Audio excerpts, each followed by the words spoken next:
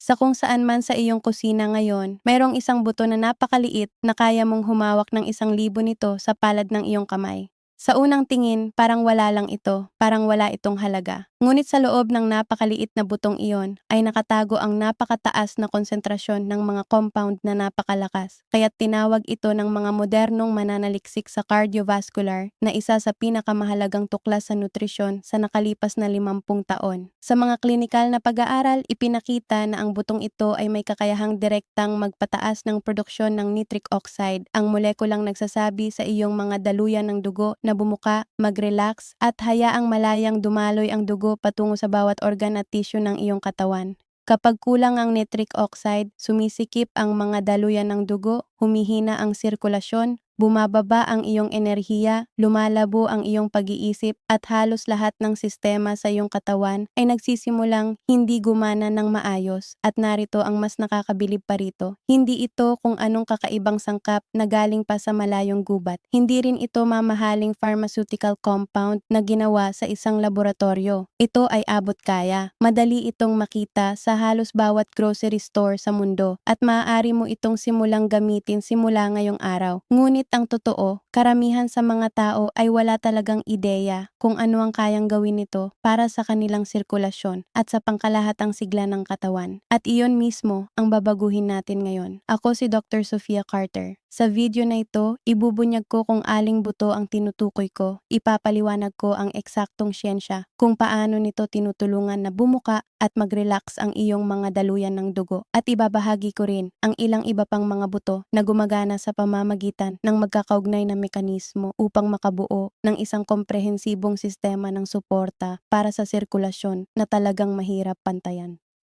Ang huling buto na ibabahagi ko sa iyo ay may mekanismo ng pagkilos na napaka-natatangi, kaya't karamihan sa mga doktor ay hindi pa ito naririnig, kaya manatili ka hanggang sa dulo ng video na ito. Magsimula tayo sa buto na naging dahilan kung bakit nagsimula ang buong pag-uusap na ito at iyon ay ang flaxseed. Kung iisa lang ang maaari kong irekomendang buto para sa kalusugan ng mga daluyan ng dugo at suporta sa maayos na daloy ng dugo sa buong karera ko, ito na yon. At napakarami ng pananaliksik na sumusuporta sa pagpiling ito, malawak, pare-pareho, at tunay na kapanipaniwala. Ang flax seeds ang pinakamayamang pinagkukunan ng alpha-linolenic acid mula sa mga halaman sa buong planeta. Ang alpha-linolenic acid ay isang plant-based na omega-3 fatty acid at bagamat naiiba ang estruktura nito kumpara sa mga marine omega-3 fatty acids na matatagpuan sa fish oil, kaya pa rin itong bahagyang i-convert ng iyong katawan sa mas mahahabang chain forms na tinatawag na EPA at DHA na siyang pinakamalakas na iniuugnay sa mga benepisyo para sa kalusugan ng puso at mga daluyan ng dugo. Ngunit ang alpha-linolenic acid ay mayroon ding mga direktang epekto sa paggana ng mga daluyan ng dugo na hindi na nangangailangan ng conversion na ito. Ipinakita ng mga pananaliksik na ang alpha-linolenic acid ay nakatutulong na mabawasan ang pamamaga sa endothelial cells, ang mga selulang bumabalot sa loob ng iyong mga daluyan ng dugo, at sinusuportahan nito ang kakayahan ng mga selulang iyon na makagawa ng nitric oxide ng mas mahusay. Pero ang alpha-linolenic acid ay bahagi lamang ng kwento ng flaxseed. Ang talagang nagtatangi sa flax seeds mula sa halos lahat ng ibang pagkain ay ang napakataas nilang konsentrasyon ng mga compound na tinatawag na lignans.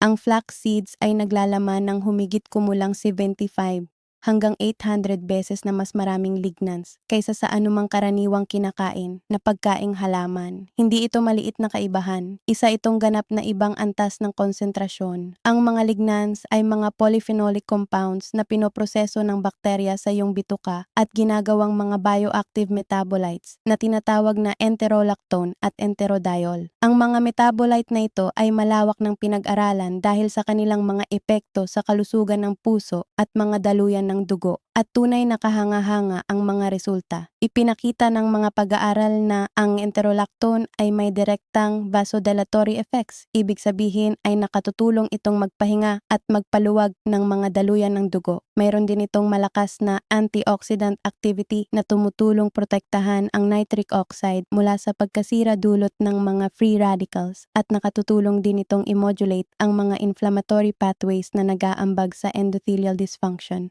Maraming malalaking observational studies ang nakakita na ang mga taong may mas mataas na antas ng enterolactone sa dugo ay may mas magagandang marker ng cardiovascular health at mas maayos na vascular function. Napag-aralan din ang flax seeds sa mga randomized controlled clinical trials na partikular na tumitingin sa epekto nito sa blood pressure at talagang kapansin-pansin ang mga naging resulta. Sa isang mahalagang pag-aaral, natuklasan na ang araw-araw na pagkonsumo ng giniling na flaxseed ay nagdulot ng pagbaba sa systolic blood pressure na kabilang sa pinakamalalaki na italang epekto mula sa isang dietary intervention. Ang pagbaba ng blood pressure na ito ay iniuugnay sa pinagsamang epekto ng alpha-linolenic acid, lignans, at ng fiber na taglay ng flax seeds. Lahat ay nagtutulungan upang mapabuti ang paggana ng mga daluyan ng dugo. Ngayon, narito ang isang napakahalagang praktikal na detalye na madalas nakakaligtaan ng maraming tao. Ang buong flax seeds ay kadalasang dumadaan lamang sa iyong digestive system nang halos hindi nababago. Ang kanilang panlabas na balat ay napakatigas at matibay laban sa digestive enzymes. Kaya kung kakainin mo sila ng buo, napakakaunti lamang sa kanilang mga kapakipakinabang na compound ang talagang maa-absorb ng iyong katawan. Para makuha ang buong nutritional at therapeutic value ng flax seeds, kailangan silang gilingin. Mas mainam kung bagong giling ang flax seeds dahil ang masiselang omega-3 fatty acids na taglay nito ay nagsisimulang mag-oxidize sa sandaling mabuksan o mabasag ang mga buto. Isang maliit na coffee grinder na nakalaan lamang para sa paggiling ng flax seeds ay perpektong magagamit para rito. Maaari kang maggiling ng sapat na dami na tatagal ng ilang araw. Ilagay ang giniling na flax seeds sa isang airtight na lalagyan at itago sa refrigerator. Inire-rekomendang gumamit ng 1 hanggang 2 kutsara bawat araw. Maaari mong idagdag ang giniling na flax seeds sa smoothies. Maaari mo rin itong ihalo sa yogurt. Maaari mo itong iwisik sa ibabaw ng oatmeal. Maaari mo ring ihalo sa salad dressings o kaya'y simpleng haluin sa isang baso ng tubig at inumin. Ang lasa nito ay banayad at bahagyang may pagka-nutty, kaya madali itong ihalo sa halos anumang pagkain o inumin. Ngayon naman, pag-usapan natin ang pangalawang buto na talagang nararapat magkaroon ng mahalagang lugar sa iyong pang-araw-araw na routine at iyon ay ang pumpkin seed. Ang pumpkin seeds naman ay nagdadala ng ganap na ibang hanay ng mga benepisyo para sa sirkulasyon, kaya sila ay napakahusay na kapareha ng flax seeds. Ang pumpkin seeds ay kabilang sa pinakamayamang pinagmumulan ng magnesium na makukuha sa pagkain. Ang magnesium ay isang mineral na lubhang mahalaga para sa maayos na paggana ng mga daluyan ng dugo. Gayunman, ipinapakita ng mga pag-aaral na malaking bahagi ng populasyon ng mga nasa hustong gulang ay kulang sa mineral na ito. May direktang papel ang magnesium sa pagpapahinga ng mga daluyan ng dugo. Kumakilos ito bilang isang natural na calcium channel blocker na siya ring mekanismo na ginagamit ng isang buong klase ng mga deresetang gamot para sa alta presyon. Kapag sapat ang antas ng magnesium sa katawan, ang pagpasok ng calcium sa mga smooth muscle cells ay maayos na nakokontrol at ang mga selulang iyon ay nagagawang mag-relax upang payagan ang mga daluyan ng dugo na lumuwang. Kapag kulang naman ng magnesium, ang calcium ay pumapasok sa mga smooth muscle cells nang walang sapat na kontrol na nagdudulot ng labis na pag-urong at paninikip ng mga daluyan ng dugo. Ito ay nagreresulta sa nabawasang daloy ng dugo, pagtaas ng presyo ng dugo, at paghina ng sirkulasyon sa mga tisyu sa buong katawan. Ang isang serving ng pumpkin seeds, humigit kumulang 1 kapat na tasa, ay nagbibigay ng halos kalahati ng inirerekomendang pang-araw-araw na intake ng magnesium para sa isang adult na lalaki. Talagang kahanga-hanga ang konsentrasyong ito mula sa napakaliit na dami ng pagkain. Ngunit ang pumpkin seeds ay hindi lamang tungkol sa magnesium. Sobrang mayaman din sila sa zinc, isang mineral na may mahalagang papel sa daan-daang enzymatic reactions sa buong katawan. Kabilang na ang ilan na direktang kaugnay ng cardiovascular function at sigla ng kalalakihan. Ang zinc ay kinakailangan para sa maayos na paggana ng superoxide dismutase, isa sa pinakamahalagang antioxidant enzymes na likas na ginagawa ng iyong katawan. Ang enzyme na ito ang nagne-neutralize ng mga superoxide radicals, ang mismong mga free radicals na pinakaresponsable sa pagsira sa nitric oxide sa iyong mga daluyan ng dugo. Sa pamamagitan ng pagsuporta sa aktibidad ng superoxide dismutase, ang zinc na nagmumula sa pumpkin seeds ay tumutulong na protektahan ang supply ng nitric oxide laban sa oxidative destruction. Dahil dito, mas marami sa nitric oxide ang nakararating sa smooth muscle cells ng iyong mga daluyan ng dugo at nakatutulong sa pagpapaluwag o vasodilation ng mga ito. Naglalaman din ang pumpkin seeds ng makabuluhang dami ng phytosterols, lalo na ang beta-sitosterol. Bagamat mas karaniwang na pag-uusapan ng beta-sitosterol pagdating sa kalusugan ng prostate, mayroon din itong dokumentadong mga epekto sa cardiovascular function.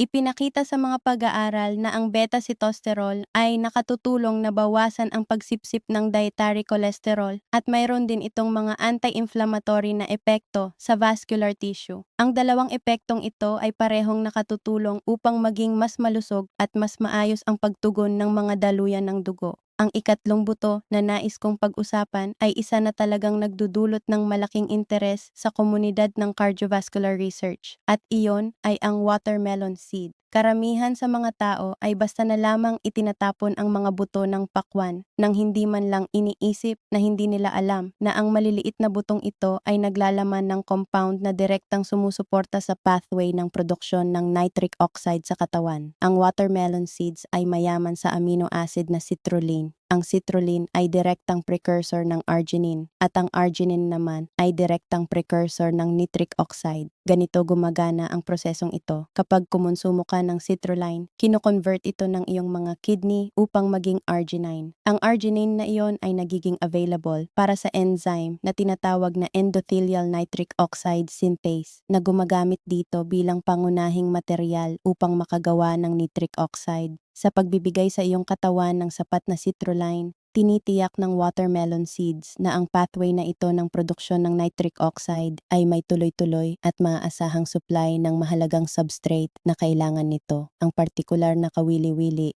tungkol sa citrulline ay mas epektibo itong pataasin ang antas ng arginine sa dugo kaysa sa mismong arginine supplementation. Mukhang parang kabalintunaan ito pero simple lang ang paliwanag. Kapag direktang kumonsumo ka ng arginine, malaking bahagi nito ang nasisira ng mga enzyme sa iyong bituka at atay bago pa man ito makarating sa iyong dugo. Ang citrulline sa kabilang banda ay nakakaiwas sa unang proseso ng metabolism na ito at kino-convert sa arginine sa mga kidney kaya nagre-resulta ito sa mas mataas at mas matagal na antas ng arginine sa dugo. Ibig sabihin, sa pamamagitan ng citrulline na taglay ng watermelon seeds, napaka-epektibo nitong paraan para suportahan ang kakayahan ng iyong katawan na gumawa ng nitric oxide. Ang watermelon seeds ay mahusay ding pinagkukunan ng iron na kinakailangan para sa transportasyon ng oxygen sa dugo. Mayroon din silang folate na sumusuporta sa mga methylation cycles na mahalaga sa kalusugan ng cardiovascular system at naglalaman ng mga healthy fats, pangunahing unsaturated fats, na sumusuporta sa pangkalahatang paggana ng mga daluyan ng dugo. Maaari mong kainin ang watermelon seeds na inihurno at bahagyang tinimplahan ng asin bilang merienda. Idagdag ang mga ito sa trail mixes o gilingin sa pulbos at ihalo sa smoothies o iba pang pagkain. Ang ika-4 na buto na lubos kong inirerekomenda para sa suporta sa sirkulasyon ay ang sesame seed. Ang sesame seeds ay matagal nang kinokonsumo sa mga kultura ng Asia, Middle East at Africa sa loob ng libu-libong taon at naglalaman ito ng isang natatanging klase ng mga compound na tinatawag na sesame lignans. Ang pinakakilala sa mga ito ay ang samin. Ang sesame ay malawakan ng pinag-aralan dahil sa mga epekto nito sa kalusugan ng puso at mga daluyan ng dugo at ang mga natuklasan ay palaging positibo. Ipinakita na ang sesame ay nakatutulong bawasan ang oxidative stress sa mga pader ng daluyan ng dugo sa pamamagitan ng pagpapalakas ng aktibidad ng mga internal antioxidant defense systems ng iyong katawan, kabilang ang superoxide, dismutase at catalase. Sa pamamagitan ng pagpapalakas sa mga endogenous antioxidant enzymes na ito, nagbibigay ang sesame ng uri ng proteksyon na higit pa sa simpleng pagsugpo sa mga free radicals. Pinapalakas nito ang kakayahan ng iyong katawan mismo na protektahan ang sarili laban sa oxidative damage sa patuloy na paraan.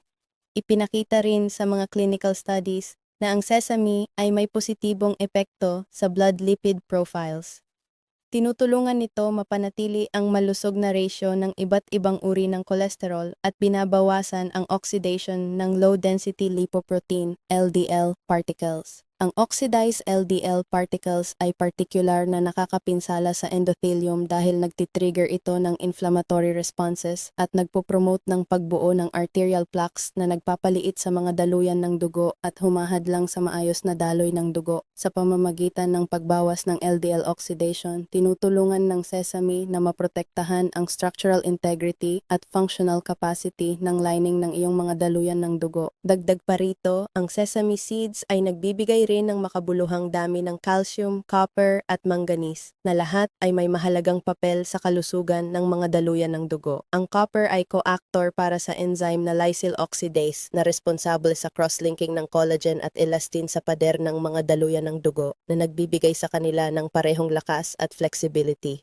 Kapag kulang ang copper, nawawala ang structural integrity ng mga daluyan ng dugo at nagiging mas madaling masira. May isa pang kahangahangang katangian ng sesame na nararapat banggitin.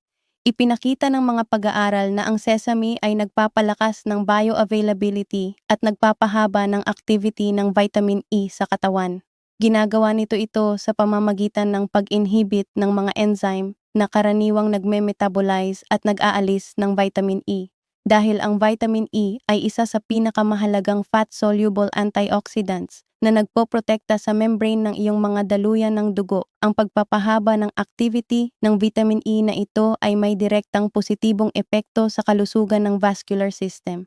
Kapag kinokonsumo mo ang sesame seeds kasabay ng mga pagkain na mayaman sa vitamin E tulad ng sunflower seeds o almonds, tutulungan ng sesame ang iyong katawan na mas mahusay na mapanatili at magamit ang vitamin E na iyon. Maaaring kainin ang sesame seeds ng hilaw o bahagyang inihurno. Ang tahini, isang paste na gawa sa giniling na sesame seeds, ay isang mahusay na paraan upang makasama ang mas malaking dami nito sa iyong dieta. Maaari itong gamitin bilang spread, ihalo sa dressings, idrizzle sa ibabaw ng mga gulay, o simpleng kainin ng direkta sa kutsara. Ang ikalimang buto na nais kong itampok ay ang sunflower seed. Ang sunflower seeds ay madaling makuha, abot kaya, at napakayaman sa vitamin E, lalo na sa alpha-tocopherol form. Ang isang serving na isang kapat na tasa ng sunflower seeds ay nagbibigay ng higit sa 80% ng inirerekomendang pang-araw-araw na intake ng vitamin E. Ang vitamin E ang pangunahing fat-soluble antioxidant na nagpoprotekta sa mga cell membranes sa buong katawan, kabilang na ang mga membrane ng endothelial cells na bumabalot sa loob ng mga daluyan ng dugo. Kapag ang mga cell membranes na ito ay nasira dahil sa oxidative stress, bumababa ang function ng endothelium, bumababa ang produksyon ng nitric oxide at nagiging mas hindi responsive ang mga daluyan ng dugo. Sa pamamagitan ng pagbibigay ng malakas na antioxidant protection sa mga membrane ng endothelial cells,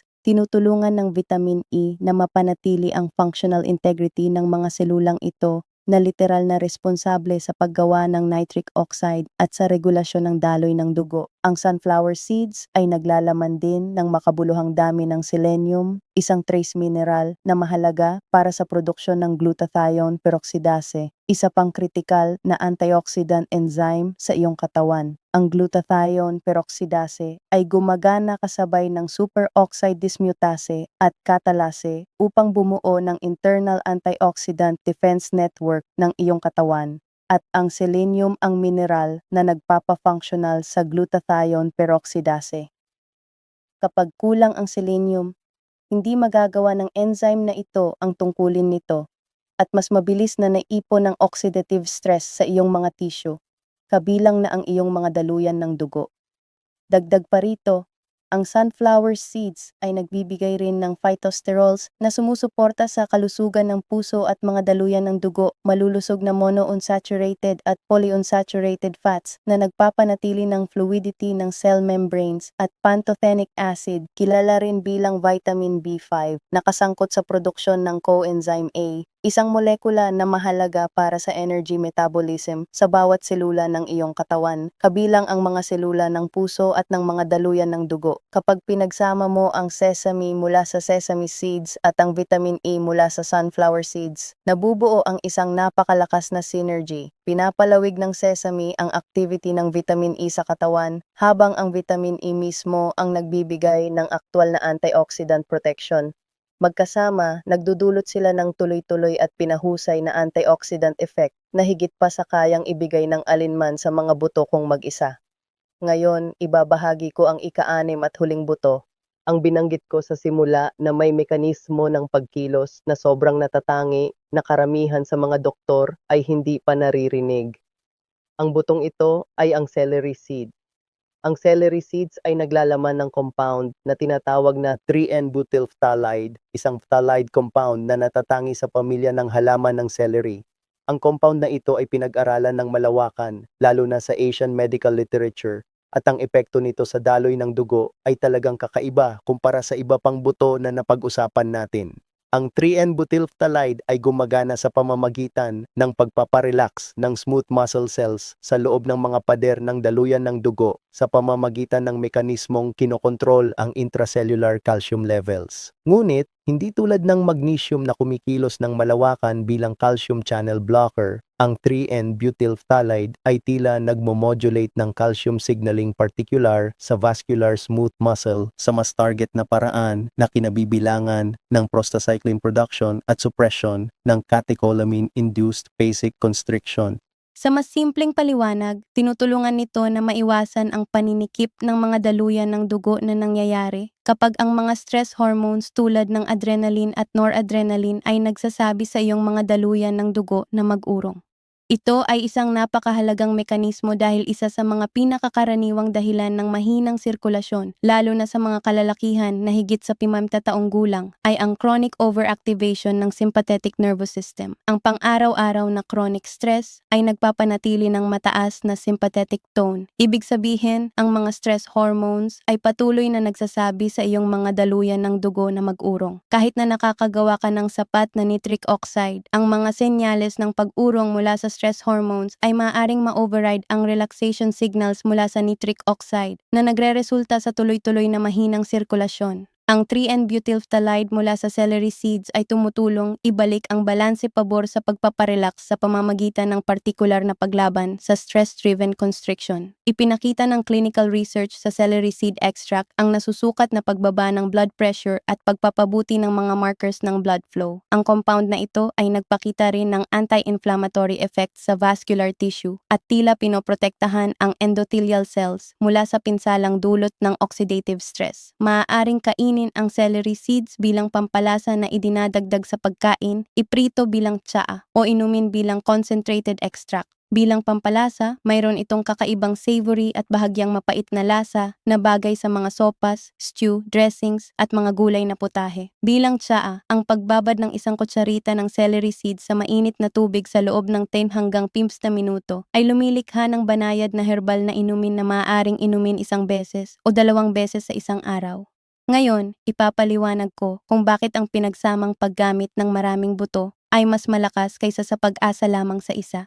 Bawat isa sa mga butong ito ay tumutugon sa daloy ng dugo at kalusugan ng mga daluyan ng dugo sa pamamagitan ng magkakaibang pangunahing mekanismo.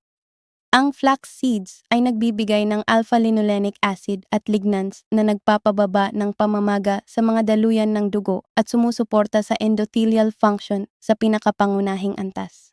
Ang pumpkin seeds ay nagdadala ng magnesium na kumikilos bilang natural na calcium channel blocker at zinc na pinoprotektahan ang nitric oxide mula sa oxidative destruction. Ang watermelon seeds ay nagbibigay ng citrulline na direktang sumusuporta sa nitric oxide production pathway sa pamamagitan ng pagbibigay ng mahalagang substrate para sa enzyme na gumagawa nito. Ang sesame seeds ay nagbibigay ng mga compound na nagpapatibay sa internal antioxidant defenses ng iyong katawan at nagpapalakas ng activity ng vitamin E. Ang sunflower seeds naman ay naglalaan ng vitamin E at selenium na nagpoprotekta sa mga membrane ng endothelial cells at sumusuporta sa paggana ng glutathione peroxidase. Samantala, ang celery seeds ay naglalaman ng 3N-butylphthalide na partikular na kumakalaban sa stress-driven vasoconstriction sa pamamagitan ng mekanismong ganap na naiiba sa lahat ng iba pa. Kapag kinokonsumo mo ang ilan sa mga butong ito bilang bahagi ng iyong pang-araw-araw na routine, sinusuportahan mo ang daloy ng dugo mula sa halos bawat mahalagang biological na aspeto ng sabay-sabay. Nagbibigay ka ng mga raw materials para sa produksyon ng nitric oxide. Pinoprotektahan mo ang nitric oxide mula sa pagkasira. Binabawasan mo ang pamamaga na nakakasagabal sa endothelial function. Hinaharangan mo ang labis na calcium influx na nagdudulot ng paninikip ng mga daluyan ng dugo. Pinapalakas mo ang internal antioxidant defenses ng iyong katawan at tinataboy mo ang mga stress-driven signals na pumipigil sa natural na vasodilation ng katawan mo. Walang iisang buto, walang iisang supplement at walang iisang pharmaceutical ang kayang tugunan ang lahat ng mga pathway na ito ng sabay-sabay. Ngunit ang maingat at stratehikong kombinasyon ng 6 na butong ito ay sumasaklaw sa lahat ng mga pathway. Ang praktikal na aplikasyon nito ay simple at kasiya siya. Maaari kang gumawa ng pang-araw-araw na seed blend sa pamamagitan ng pagsasama-sama ng giniling na flaxseed, hilaw na pumpkin seeds, inihurnong watermelon seeds, sesame seeds, sunflower seeds, at kaunting giniling na celery seed. Itago ang blend na ito sa isang sealed container sa refrigerator upang mapanatili ang masesilang omega-3 fatty acids sa flax seed. 1 hanggang 2 kutsara ng blend na ito araw-araw. Idagdag sa smoothies, iwisik sa ibabaw ng salad, ihalo sa yogurt o simpleng kainin bilang merienda ay nagbibigay ng komprehensibong spectrum ng circulatory support compounds na nagtutulungan upang panatilihing bukas ang iyong mga daluyan ng dugo, flexible at responsive.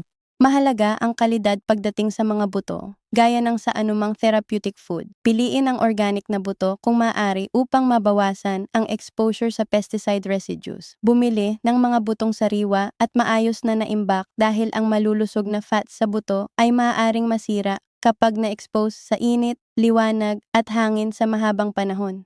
Ang hilaw o bahagyang inihurnong mga buto ay nagtataglay ng mas maraming bioactive compounds kumpara sa mga heavily processed o flavored na varieties. Ang pagiging consistent ang susi sa resulta. Ang mga butong ito ay gumagana sa pamamagitan ng unti-unting pagbabago ng biochemistry ng iyong katawan sa positibong direksyon. Ang mga anti-inflammatory effects ay naiipon sa paglipas ng panahon. Ang antioxidant protection ay lumalakas sa tuloy-tuloy na pang-araw-araw na pag-inom. Ang suporta sa nitric oxide ay nagiging mas matatag habang ang supply ng substrate at mga enzyme system ng iyong katawan ay patuloy na na-optimize. Isipin ito hindi bilang isang one-time intervention, kundi bilang isang pang-araw-araw na gawain. Isang maliit ngunit napaka-epektibong habit na lumalago ang benepisyo linggo-linggo at buwan-buwan. Kung ang video na ito ay nagbigay sa iyo ng mahalagang impormasyon, ibahagi ito sa isang taong kailangan itong marinig. Mag-subscribe para sa higit pang evidence-based na health content. Ako si Dr.